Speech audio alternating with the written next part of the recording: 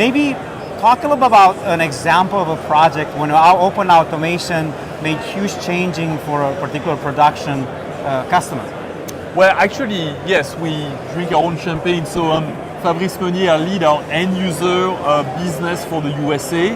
And the best example we have is our own plants.